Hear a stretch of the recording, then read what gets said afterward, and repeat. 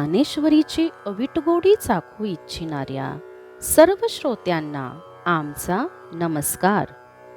सर्व श्रोत्यांनी पूर्ण चित्त एकवटून ध्यानस्थ बसून डोळे मिटून शांतपणे ज्ञानेश्वरीच्या ओव्यांचा आस्वाद घ्यावा ही नम्र विनंती. अध्याय 17 श्रद्धादी निरूपण योग, भाग 5. मागील भागात आपण यज्ञाचे 3 प्रकार पाहिले. फलाची आशा न करता विधीपूर्वक आणि यज्ञ हा कर्तव्य म्हणून केलाच पाहिजे अशा मनाने जो केला जातो तो यज्ञ सात्विक होय. परंतु फलाची आशा धरून आणि दांभिकपणाने जो यज्ञ केला जातो तो राजस यज्ञ आहे असे समज, असे श्रीकृष्ण अर्जुनाला म्हणाले. शास्त्रविधीला सोडून ज्यामध्ये अन्न दिले जात नाही असा मंत्रहीन, दक्षिणारहित, श्रद्धाविरहित जो यज्ञ केला जातो त्याला तामस यज्ञ असे म्हणतात. ओवी क्रमांक 201. आता या तिही माझारी शरीर तव अवधारी तरी शंभू का श्रीहरी पर्यंता होय. तया प्रिया देवतालया यात्रादिके करावया अष्टोप्रहर जैसे पाया उळी गधापे. देवांगण मिरवणिया अंगोपचार पुरवणिया करावया म्हणिया शोभती हात. लिंगका प्रतिमा दिठी देखत खेओ अंगेष्टी लोटी जे का काठी पडली जैसी. आणि विधी विनयादिकी गुणी वडील जे लोकी तया ब्राह्मणांची निकी पायकी कीजे. भगवान श्रीकृष्ण अर्जुनाला म्हणाले, आता शुद्ध जे तप तेही शारीरिक, मानसिक आणि वाचिक असे 3 प्रकारचे आहे. आणि या तिन्हींपैकी शारीरिक तप तू आता ऐक. त्या तप करणाऱ्याला शंकर अथवा विष्णू यापैकी जो देव आवडत असेल तो त्या प्रिय देवतेच्या मंदिराकडे वाऱ्या करण्याचा पायांना 8ही प्रहर चाळा असतो. देवालयाचे अंगण सुशोभित करण्यासाठी, देवपूजार्थ साधनांची सिद्धता करण्यासाठी म्हणून ज्याचे हात सिद्ध असतात, शिवलिंग किंवा मूर्ती डोळ्यांनी पाहता क्षणीच शरीर लोटल्याप्रमाणे दंडवत घालतो आणि शास्त्रोक्त आचरण आणि नम्रता आदी करून गुणांनी लोकात जे श्रेष्ठ असतील त्या ब्राह्मणांची यथायोग्य सेवा करतो. अथवा प्रवासे का पीडा का शिनले जे साकडा ते जीवसुरवाडा आणि जती. सकल तीर्थांचिये धुरे जिये का माता पितरे तया सेवेसी कीर शरीरे लोण कीजे. आणि संसारा ऐसा दारुणो जो भेटलाची हरिशिणू तो ज्ञानदानी सकरणो भजिजे गुरु. आणि स्वधर्माचा आगीठा देह जाळ्याची या किटा आवृत्तीपुटी सुबटा झाडी कीजे. वस्तू भूतमात्री नमिजे परोपकारी भजिजे स्त्रीविषयी नियमिजे नावे नावे. अथवा प्रवासाने, रोगादी पीडेने अथवा संकटाने जे त्रासलेले असतील त्या जीवांना सुख प्राप्त करून देतो. सर्व तीर्थांपेक्षा श्रेष्ठ जे आईबाप यांच्या सेवेसाठी शरीराला खरोखर ओवाळून टाकतो. आणि संसारासारखा भयंकर त्रास, दुःख जो भेटला असता नाहीसे होते अशा त्या ज्ञानदान करणाऱ्या आणि दयावान गुरुला तो भजतो. आणि वीर अर्जुना, स्वधर्मरूपी अग्नीमध्ये अभ्यास योगाची पुटे देऊन देह अहंकाररूपी मळ जाळून भस्म करावा. भूतमात्रांमध्ये आत्मतत्व आहे असे जाणून तेथे त्यास तो नमन करतो.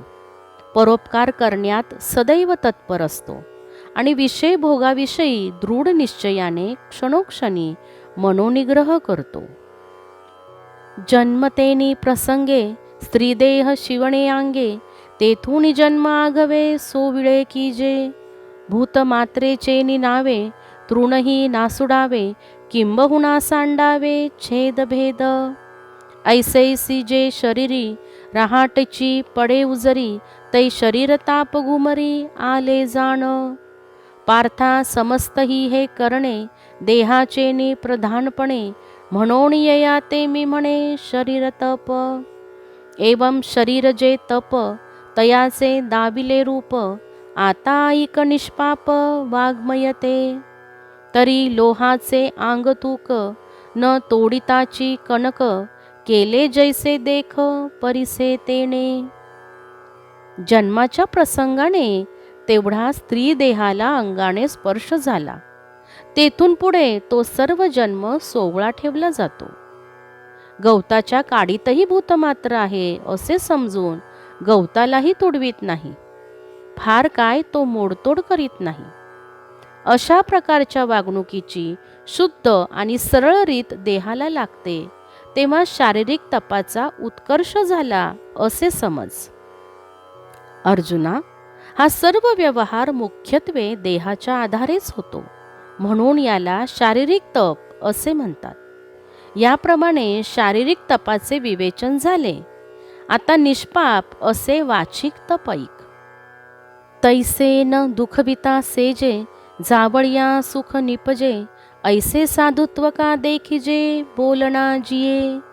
पाणी मुदल झाडा जाये, तृणते प्रसंगेची जिये, तैसे एका बोलिले होय सर्वाही हित. जोडे अमृताची सुरसरी, तै प्राणांते अमर करी, स्नाने पापतापवारी गोडी ही दे. तैसा अविवेकू ही फिटे, आपुले अनादित्व भेटे, आई कथा रुची न विटे पियुषी जैसी. जरी कोणे करी पुसणे, तरी होवावे ऐसे बोलणे, ना तरी आवर्तपणे निगमू का नाम. लोखंडाला किंचितही न दुखविता, त्याचे वजन आकार कमी न करता, परिसाने त्याचे स्पर्श करून सोने केले पहा. त्याप्रमाणे ज्या स्वाभाविक बोलण्यात दुसऱ्याला दुःख न होईल आणि जवळच्याला सुख होईल, असा चांगुलपणा भरलेला आढळतो. मूळ उद्देशाप्रमाणे पाणी झाडाला जाते, परंतु सहज जाता जाता ते काठावरील गवतालाही जीवनदान देते.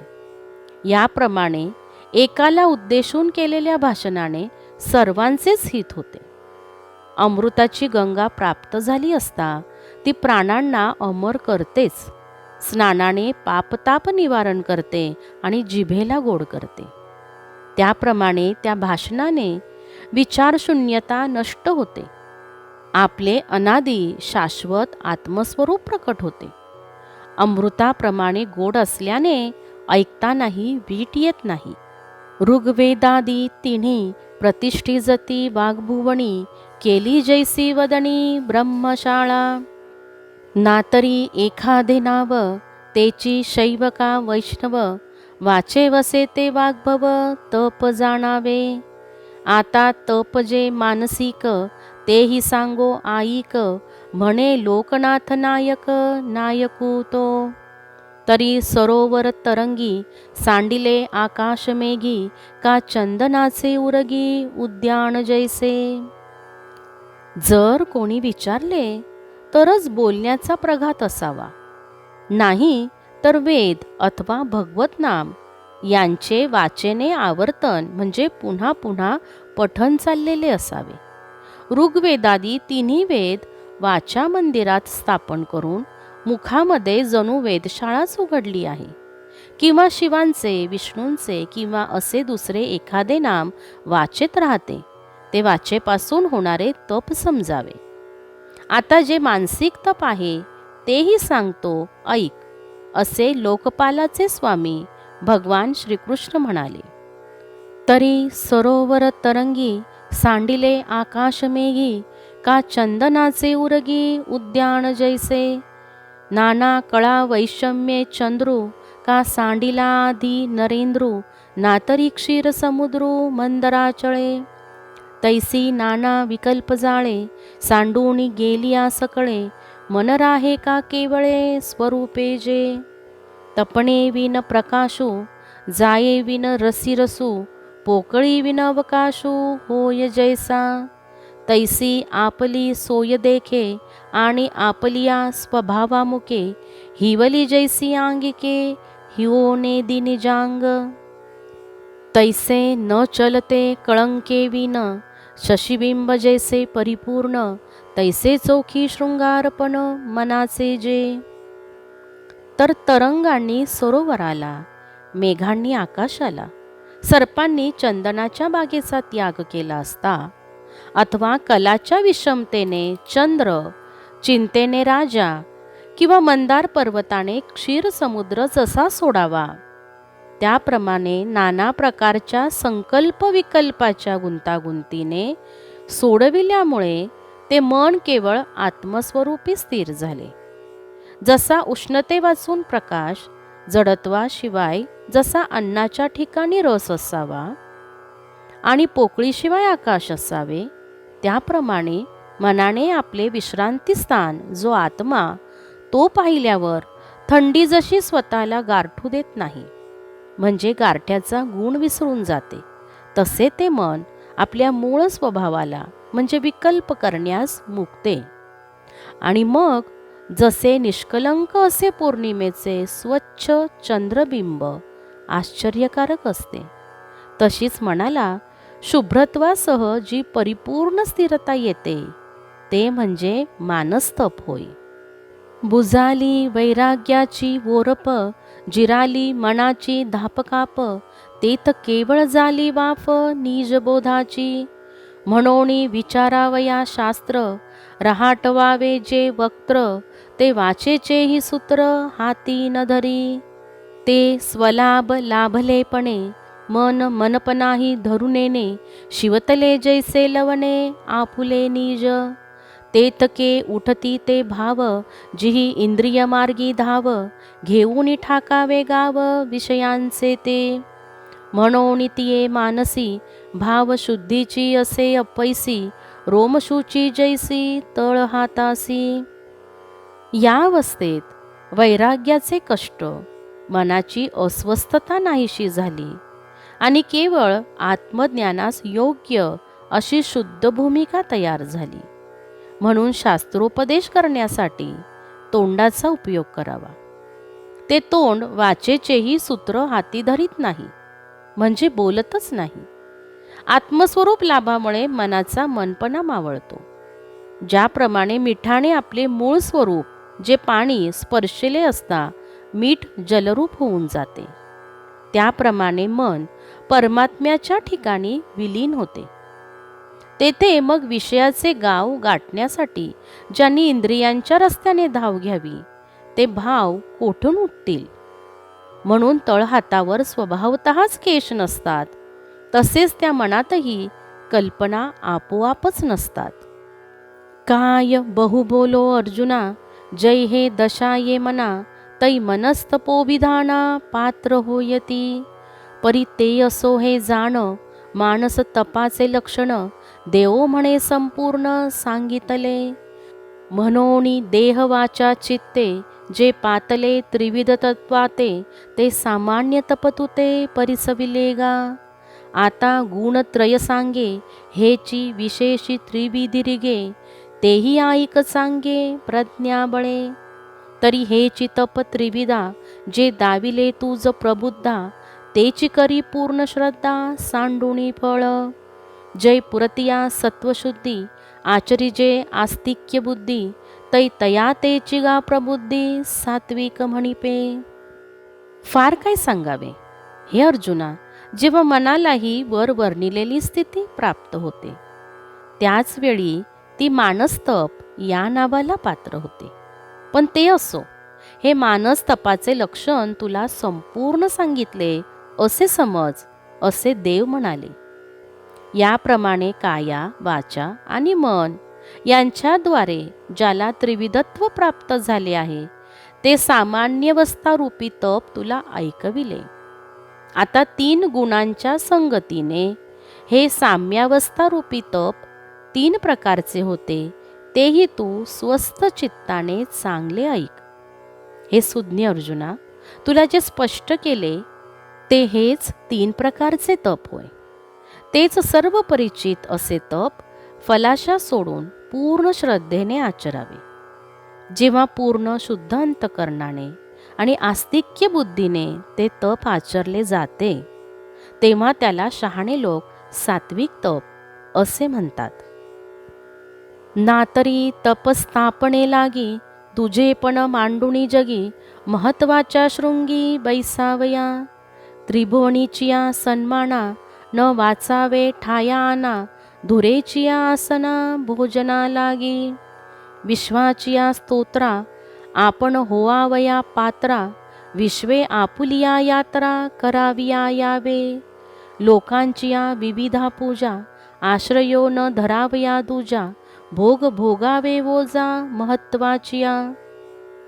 अथवा तपाच्या निमित्ताने जगात भेदभाव उत्पन्न करून मोठेपणाच्या शिखरावर बसण्याकरिता त्रिभुवनात इतर कोणालाही मान न मिळता सभेत भोजनात वगैरे प्रसंगी आपला सन्मान व्हावा म्हणून विश्वाच्या स्तुतीला आपण पात्र व्हावे आणि सगळ्या जगाने आपले दर्शन करण्यास यावे.